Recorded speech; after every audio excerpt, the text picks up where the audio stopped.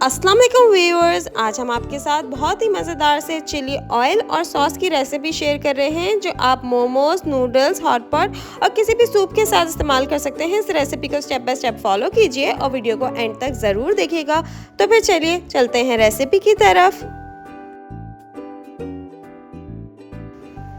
सबसे पहले हमने फ्राइंग पैन के अंदर 2 बादियान के फूल डालने हैं। अगर आपके पास इस तरह टुकड़े हैं तो आप इस तरह टुकड़े डाल लें। थोड़े से 2 पीस हमने छोटे से अनियन के लिए हैं और 2 पीस हमने छोटे छोटे से जिंजर के लिए हैं। अब हम इसमें थोड़ा सा हमने तकरीबन 3 to 4 टेबलस्पून के करीब ऑलिव ऑयल डाला है और 3 to 4 टेबलस्पून ही हम इसके अंदर नॉर्मल जो रेगुलर कुकिंग ऑयल होता है वो इस्तेमाल कर रहे हैं।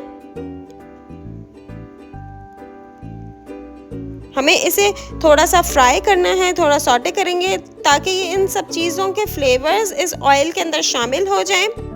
हम आपको इस तरह से बताएंगे कि पहले जब हम ये ऑयल रेडी करेंगे तो वो आप एज अ चिली ऑयल इस्तेमाल कर सकते हैं। उसे अलहदा से आप नूडल्स के ऊपर या हॉट पॉट में किसी भी चीज़ में आप इस्तेमाल कर सकते हैं चाइनीज़ रेसिपीज़ के साथ। और अगर आपको जो मोमोज़ के साथ सॉस खानी होती है तो उसी चिली ऑयल के अंदर हम और इंग्रेडिएंट शामिल करके वो मोमोज़ की सॉस भी रेडी करना आपको बताएंगे। पहले हम ये चिली ऑयल रेडी कर रहे हैं। ये सारी चीज़ों को हम थोड़ा फ्राई करेंगे। जब प्याज थोड़ी सी ब्राउन हो जाएगी और इन सारी चीज़ों की खुशबू इस ऑयल के अंदर आ जाएगी तो हम इन सारी चीज़ों को इस ऑयल में से निकाल लेंगे।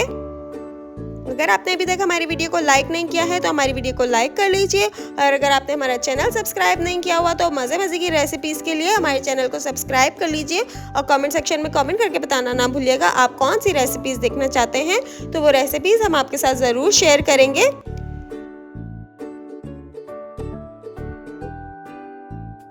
देखिए प्याज हल्की सी लाइट गोल्डन हो गई है और जो हमने जिंजर का पीस डाला था वो भी गोल्डन सा हो गया है। तो अब हम इसे निकाल लेंगे। इसका सारा जो अरोमा है वो इस ऑयल के अंदर आ चुका है।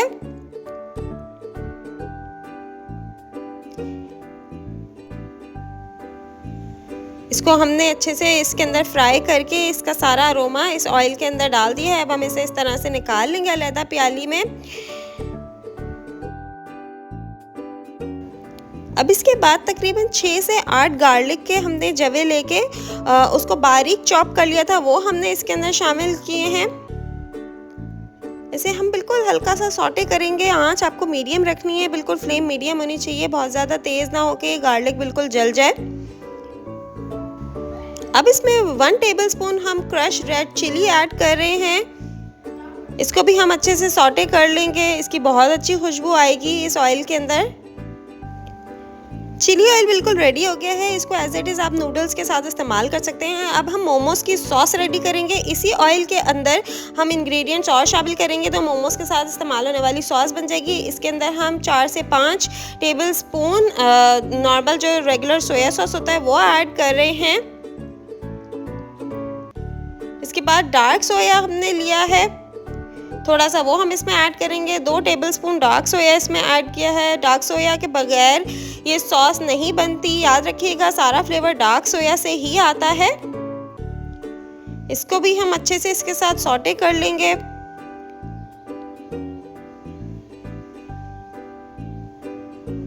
फ्लेम हमें बिल्कुल मीडियम रखना है ताकि ये सारी चीज़ें एकदम से जल ना जाएं। फ्लेम आप मीडियम रखेंगे, हाई फ्लेम पे नहीं बनाएंगे। इसके बाद 2 टेबलस्पून इसके अंदर हम शक्कर ऐड कर रहे हैं। अगर आपके पास शक्कर अवेलेबल ना हो तो आप उसकी जगह ब्राउन शुगर भी यूज़ कर सकते हैं, लेकिन शक्कर से इसका टेस्ट ज़्यादा अच्छा बनेगा।